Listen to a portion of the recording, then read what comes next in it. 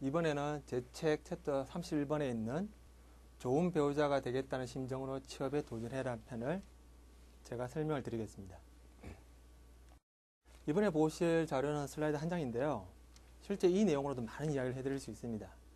자, 지금까지 제가 취업 준비하는 방법에 대해서 다양한 자료를 가지고 설명을 드렸는데요.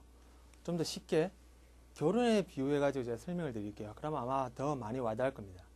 왜 서류만으로, 취업 스펙만으로 신입사원을 뽑을 수 없는지, 결정을 내릴 수 없는지에 대해서 제가 결혼에 비해 설명을 드릴게요.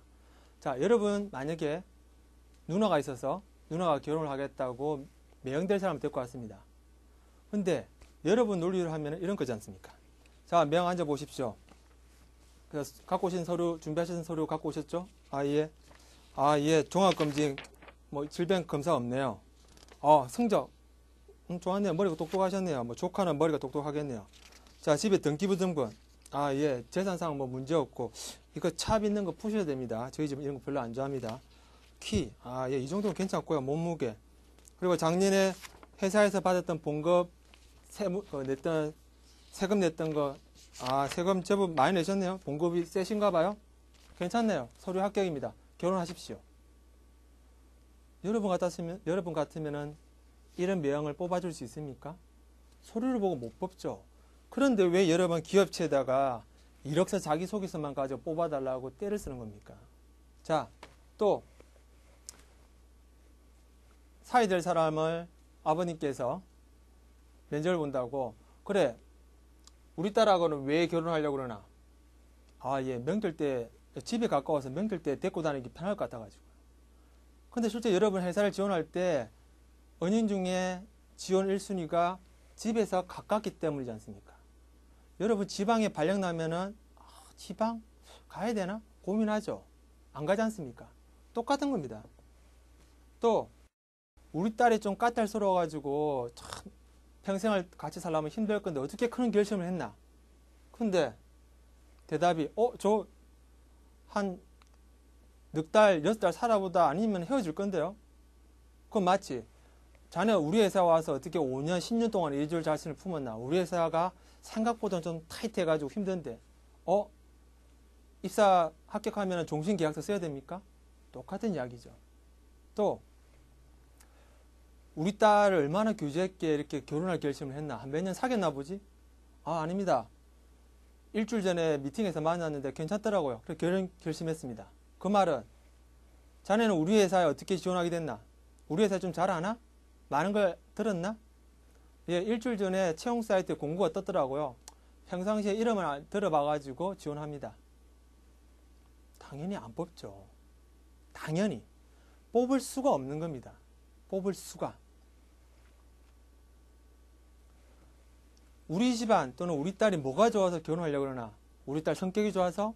근데 거기에 대해서 애비 사위 될 사람이 실은 데려주려고 하다 보니까 아파트 또는 집이 상당히 고가더라고요.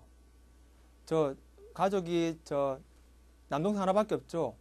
장인 장모님 결코 돌아가실 때 유산 물려주시면 안 됐습니다.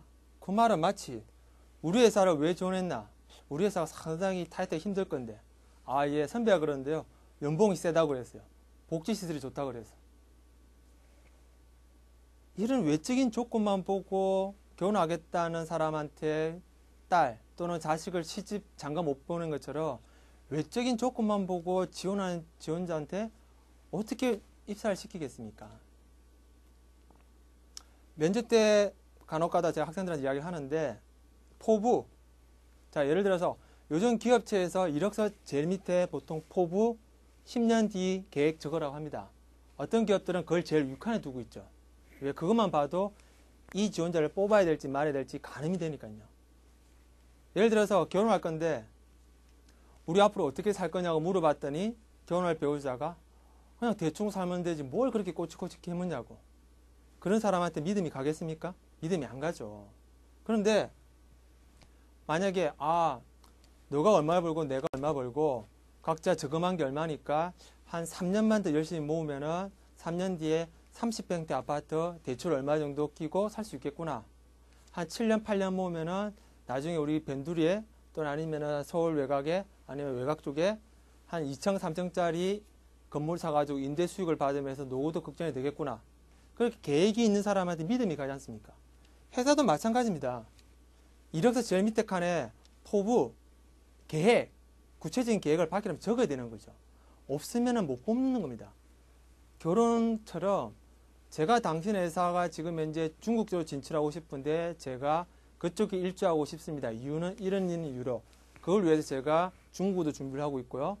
회사에서 중국 인턴 모집할 때 길을 쓰고 응시해가지고 끝내는 열애로 끼었다가 우연찮게 한 명이 탈락하는 바람에 가게 돼가지고 중국도 한 2달 동안 인턴을 갔다 왔습니다. 전 중국에서 꼭 뿌리 내릴 겁니다.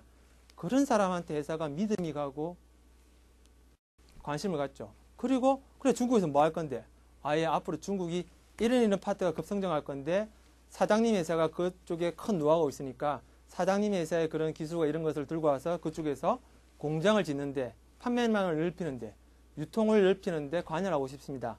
5년차, 7년차, 10년차에는 이런 시장을 개척하고 싶습니다. 이 정도 캐파를 늘리고 싶습니다. 그렇게 한다고 한들 회사가 여러분을 뽑아가지고 3년차, 5년차에 그걸 이루지 않았다고 내치지 않습니다. 단지 그런 자신감, 계획성, 목표의식 그런 것이 얼마나 있느냐를 보려는 거죠. 결혼할 때 딸이나 아들을 시집 보낼 때 당연히 계획성이 있는 배우자한테 시집 보내고 싶은 부모님 심정과 똑같은 겁니다. 제발 서류만 가지고 결혼을 하겠다고 입사를 하겠다고 떼쓰지 마십시오. 절대 뽑아주지 않습니다. 명심해 주시기 바랍니다.